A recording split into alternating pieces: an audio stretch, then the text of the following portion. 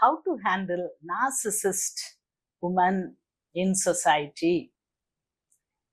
Either we need to obey her for her conditions or get rid of the place for our peace of mind.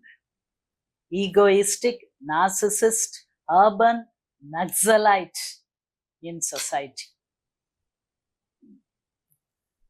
கரெக்டா சொல்றீங்க. Women Naxalites in the society. நார்சிசிசம்க்கு ஒரு தனி definition கொடுக்கிறார்.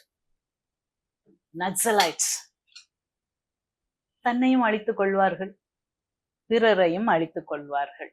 Naxalites பத்தி வேற வேற definition இருக்கலாம். அவங்க பாவம், அவங்க வந்து சொசைட்டிக்காக, அவங்க வந்து டவுன் ட்ராடனுக்காக, ஒடுக்கப்பட்டவர்களுக்காக, நெருக்கப்பட்டவர்களுக்காக போராடுகிறார்கள் சொல்லலாம்.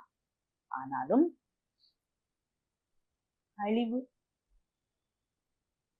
போராடலாம், ஆனால் அழிவை ஏற்படுத்தக்கூடாது.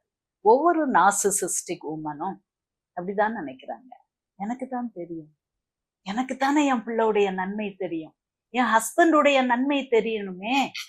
அவர் பாட்டுக்கு எங்கேயாவது போயிட்டு வந்தா எதுவும் நடந்துச்சுன்னா நான் என்ன செய்ய முடியும், நான் அவருக்கு பொறுப்பு, அவருக்கு ஒண்ணுமே தெரியாதே அப்படின்னு சொல்லி அவங்களையே நம்ப வச்சிருவாங்க.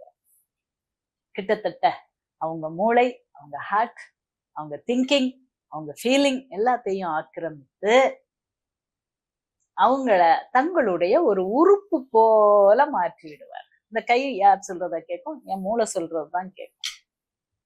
அதே மாதிரி they become, அதாவது அந்த பாதிக்கப்படுகிறவர்கள் இந்த பெண்ணுடைய ஒரு உறுப்பாயிருவார்கள். அப்படி நான் தான் தப்பிக்க முடியும்.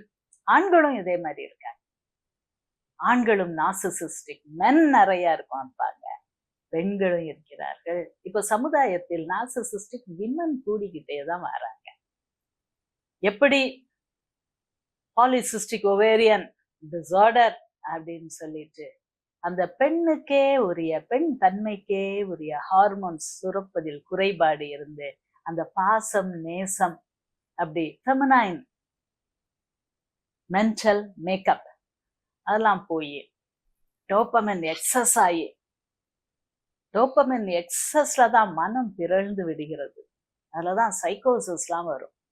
ஸோ டோபமைன் எக்ஸஸ் கொஞ்சம் இருக்கும்போது நான் அச்சீவ்மெண்ட், நான் தான் முக்கியம், வேற யாரும் முக்கியம் இல்ல, எனக்கு அடிமைப்பட்டவர்கள் தான் மற்றவங்க, எனக்காக தான் மற்றவங்க படைக்கப்பட்டுகிறார்கள், நான் சந்தோஷமா இருக்கேன், நான் ஒரு குயின் மாதிரி வாழதான் மற்றவங்க இருக்கிறாங்க, என் ஹஸ்பண்ட் அதுக்காகத்தான் இருக்கிறார், எனக்கு சேவை பண்ண, என்னை மட்டுமே பார்த்து கொள்ள, என்னை மட்டுமே ஹாப்பியா வைத்துக் கொள்ள தான் மற்றவங்க இருக்கிறாங்க. இதுதான் நார்சிசிஸ்டிக் ஆட்டிடியூட்.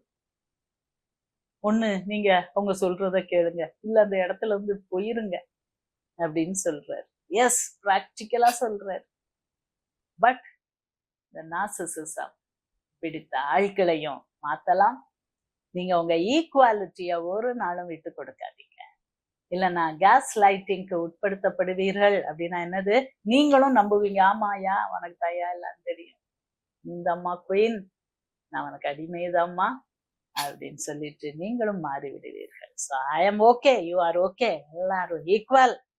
இந்த நினைப்பு இருக்கும்போது நார்சிசிசம் தலை தூக்காது.